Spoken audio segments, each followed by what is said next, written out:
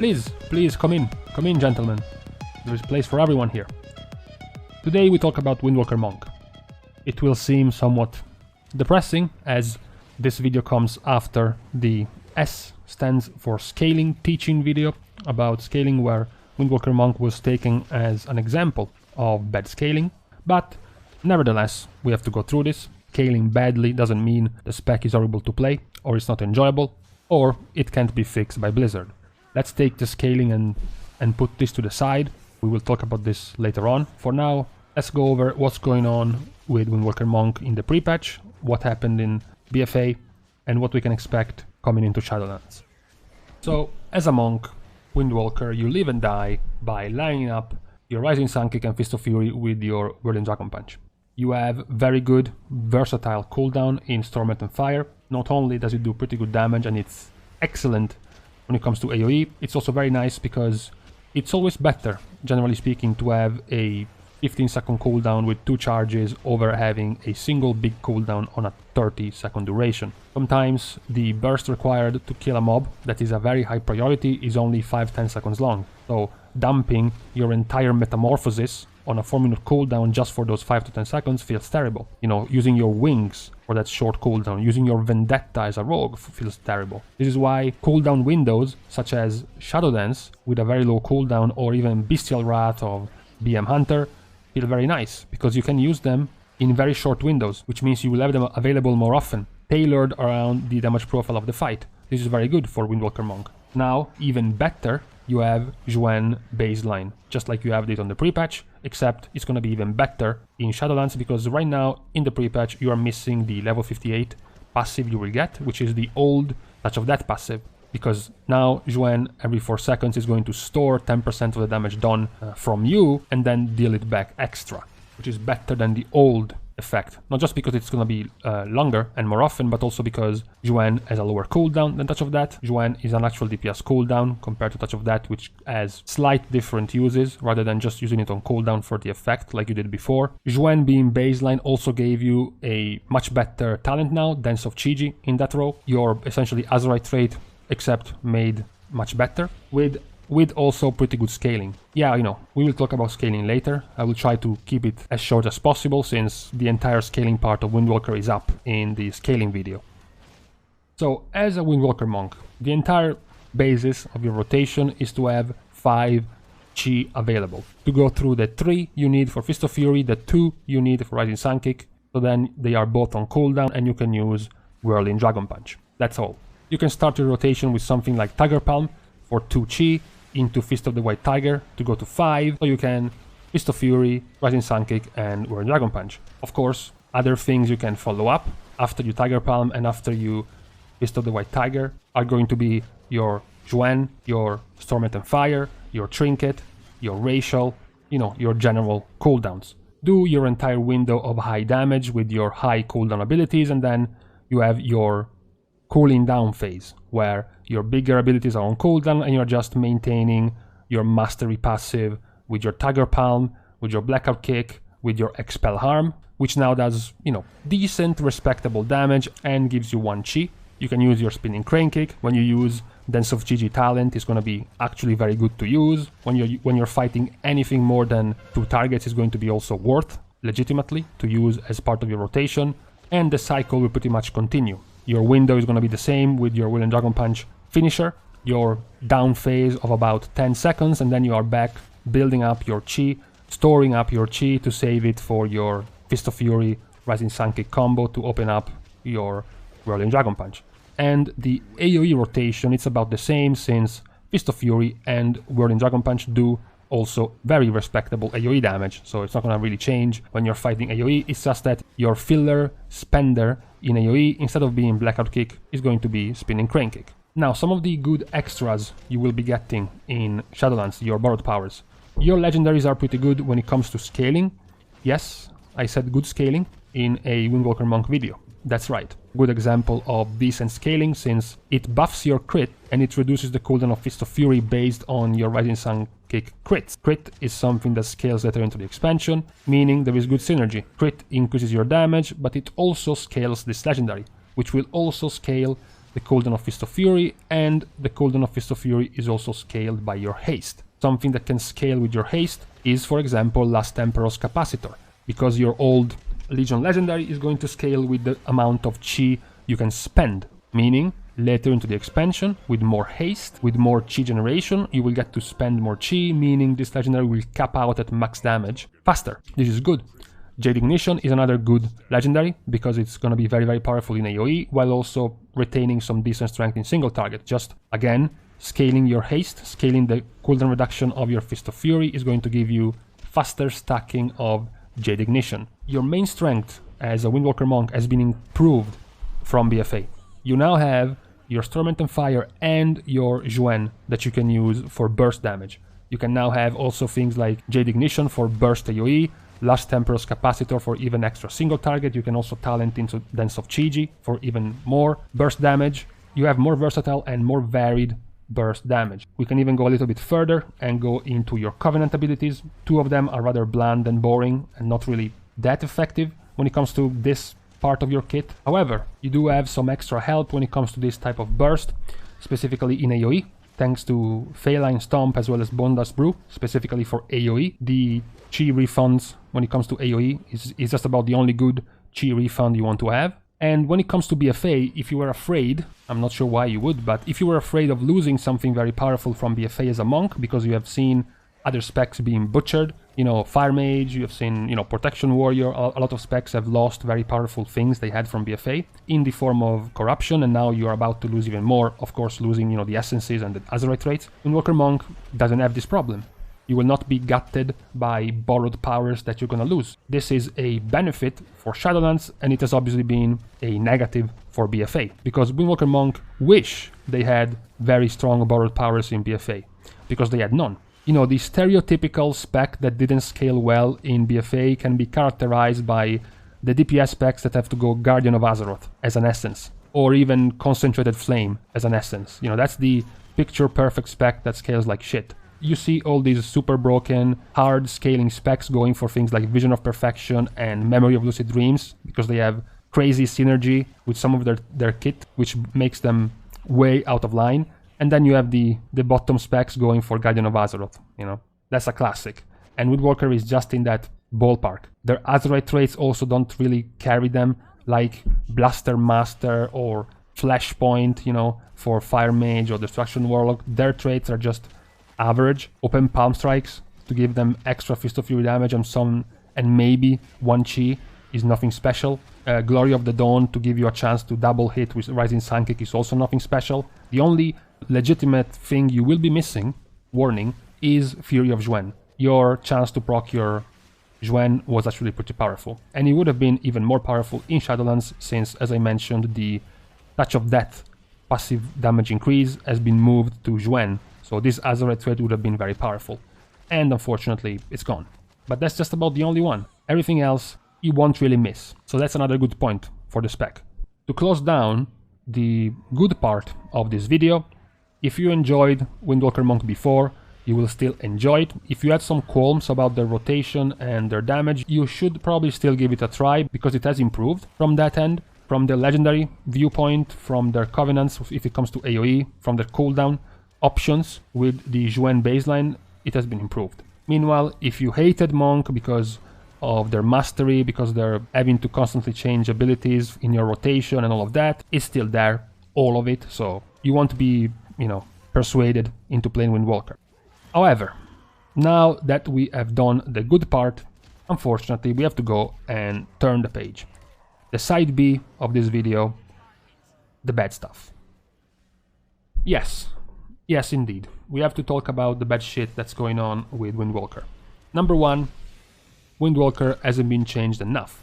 Yes, it's good that they didn't have that many borrowed powers and they didn't really have gotten anything that carried them that will be lost in Shadowlands, but at the same time, they had plenty of problems before and barely none of those have gotten fixed. They have gotten better cooldowns, and their cooldown was already good before. They have gotten some extra fluidity, extra flow in their rotation, because now they can actually use something like Expel Arm to be part of their rotation. With the Capacitor Legendary, they can also put Crackling Jade Lightning as part of their rotation legitimately now. So that's increased, that's better, but The problems they had before, for example, their mastery, they are still all there. The mastery of Windwalker can be annoying for some because it constantly forces you to use different abilities, even when, because of your kit by default, sometimes you don't even want to. As a Windwalker monk, you have trouble, you have problems spending all the chi you generate, meaning sometimes you just want to be left alone and spam blackout kick or spinning crane kick, but you can't because you want to keep up your mastery. The problem is you have only 100 base energy, and your Tiger Palm, your energy spender and combo point generator, costs 50 energy. So 2 Tiger Palms and you're out of energy already. This has not been fixed in any way. You have, yes, been given Expel Harm as a chi generator, so you can actually use that now on top of your Tiger Palm, but first of all, it feels terrible. It's only 1 chi and the damage is very low, and it's not really a damaging ability. It's not really a solution that Blizzard gave you. And really the main crutch of the entire rotation is that your 3 best abilities, you can even add Chi Burst as, you know, a talent, they are all on a cooldown. Rising Sun Kick has a 10-second base cooldown, Fist of Fury 24, Whirling Dragon Punch 24, and even Chi Burst 30. Even Fist of the White Tiger, your other talent that you can choose, 30-second cooldown. When all of this shit is on cooldown, which naturally it wants to be on cooldown because you want to use Rising Sun Kick and Fist of Fury before you can enable Whirling Dragon Punch and then use it, so they will all go, generally speaking, on cooldown close to each other. All you have left, without the extra gimmick of having to use multiple abilities to keep up your mastery even when they are not really effective, all you have left is Tiger Palm and Blackout Kick. You have to start using your Dispel, your Expel Harm, to keep up your mastery. You have to start channeling 1 tick of Crackling Jade Lightning just to keep up your mastery. You have to start using Spinning Crane Kick on single target just to keep up the mastery. That's not satisfying. That's not cool. Yes, they have improved it in some way, since now, you know, Expel Harm doesn't feel terrible to use, now that it does damage on a target. And yes, you have your Legion Legendary back for your Crackling Jade Lightning, so it wouldn't feel that bad. Yes, you have Dance of Chi-Ji talent to not make it feel bad when you use Spinning Crane Kick on single target. You have your Necrolord Covenant that can allow you to more easily spend combo points in AoE thanks to the Spinning Crane Kick spam that you can do, but the problem remains. None of this is going to definitely fix your problems.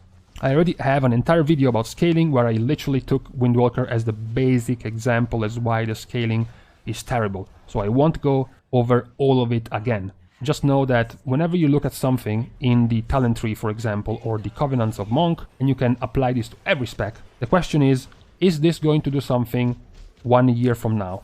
Is this 1 year from now going to give me more than what it gives me now? You know, beyond just the basic scaling of your gear. For example, I have the Tiger. Tiger Palm leaving behind a bland, soulless, uninspiring DOT. Yes, 1 year from now I will have more attack power, so obviously it will do more damage because I have more attack power, but does it do anything else? Compare this to Dance of Chi-Ji. Just like I have the Tiger, Dance of Chi-Ji, yes, 1 year from now will do more damage because 200% more damage, the more gear you have, the more attack power you have, the more damage it will do, of course. But Dance of Chi-Ji has a scaling element to it. Dance of Chi-Ji reads spending Chi as a chance to make your next Spinning Crane Kick free. Meaning, the more Chi you can spend, the more this will going to happen, the more this will proc. Meaning, the more haste you have, the faster the GCD, the faster the abilities you can use, the more Chi you can generate, the more Chi you can spend. The more Chi you can spend, the more Dance of Chi-Ji talent you will proc. That's its scaling, something that Eye of the Tiger does not have. And this is a problem with pretty much the entire toolkit of Monk. I won't go into complete details, but do you guys know what's the very big problem with having Whirling Dragon Punch as a talent and not a baseline ability? Because yes, pretty much Dragon Punch is a baseline ability. It's the only thing you will pick here. The reason why it's a problem is because Blizzard can't give synergy to talents. Your legendaries, your conduits, your spec baseline passives and your other talents cannot mention, okay, cannot touch another talent unless that talent is modifying an already existing ability. For example, yes, they can synergize with Serenity because Serenity replaces Dormant and Fire, but they cannot synergize with Whirling Dragon Punch because Whirling Dragon Punch is its own brand new ability, which is why you can't have legendaries that help you with Whirling Dragon Punch. You can't have conduits that help you with Whirling Dragon Punch. And you can't have other talents that help you with Whirling Dragon Punch. That is a massive problem, and that is why so many mains of so many specs can often complain about certain abilities or passives having to be baseline.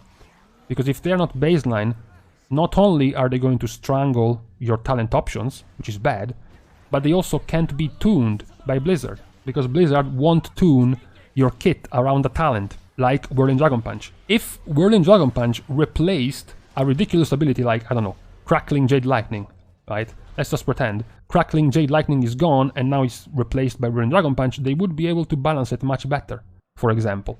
You know, this section on a side, the rest is still terrible.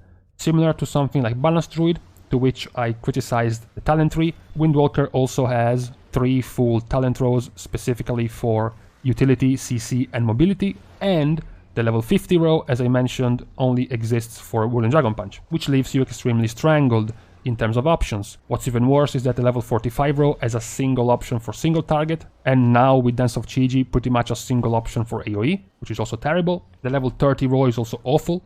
Again, please read these 3 abilities and tell me what they will do 1 year from now, better than they are doing now. Compare this to scaling talents that come for your energy or your combo points of a rogue.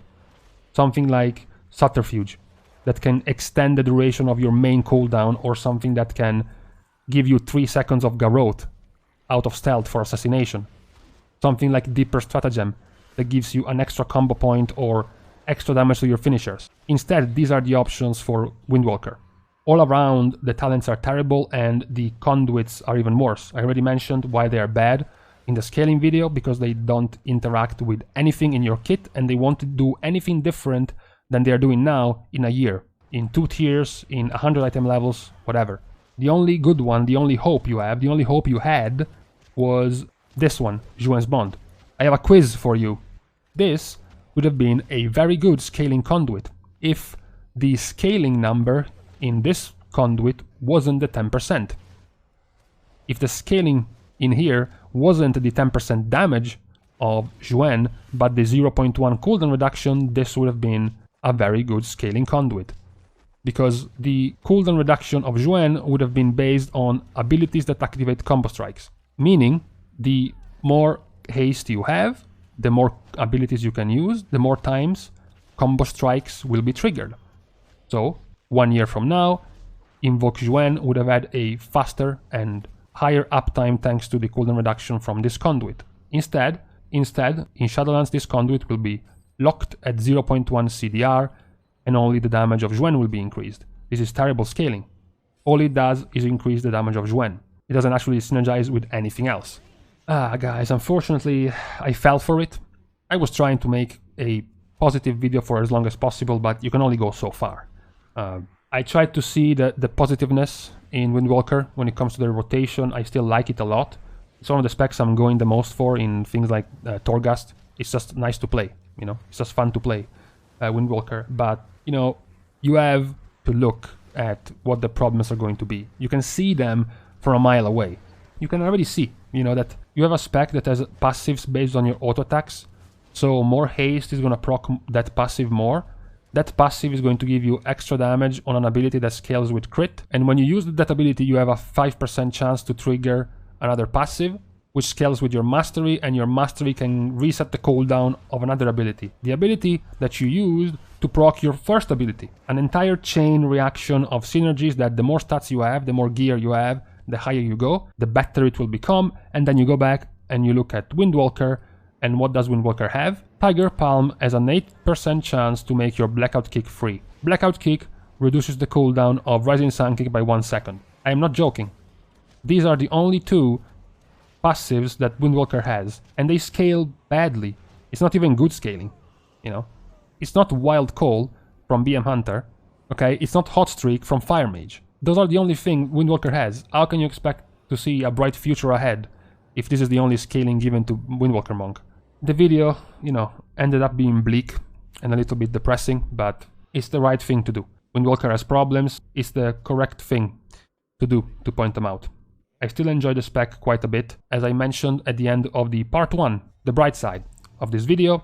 If you enjoyed it before, you will actually enjoy it more now. It's more diverse, you have more options. The legendaries are going to be pretty fun, especially Jade Ignition. Zhuen baseline is great. It's a great thing to have, but the problems are still there. You know, your mastery is still there, unfortunately. So this is where we are with Windwalker Monk and where we will likely be in Shadowlands for a while. There is still hope for Blizzard to apply some changes, but then again, it's just 20 days. It's more likely to be about numbers tuning, so don't expect a sudden Whirling Dragon Punch baseline out of nowhere, because that's obviously not going to happen anymore. It's a bit too late now for that. So with this, guys, this was all. Let's celebrate the first video after having the account back. You know, you have gone through 15 or so videos of reruns, and now this is the first one. To all my new subscribers that joined me on my alt account and are now back. But now we can go back. Thank you guys for being here as well. Thank you for the support. So after this, it's going to be another range DPS spec. It is likely going to be Shadow Priest, since there is a lot of hype around the spec. You know, very many changes. I'm not promising anything though. Might be something else. Maybe. We will see. So with this, I'm done. See you guys soon. I'm going to take my leave. And in the meantime, I'm gonna go and bury my old account.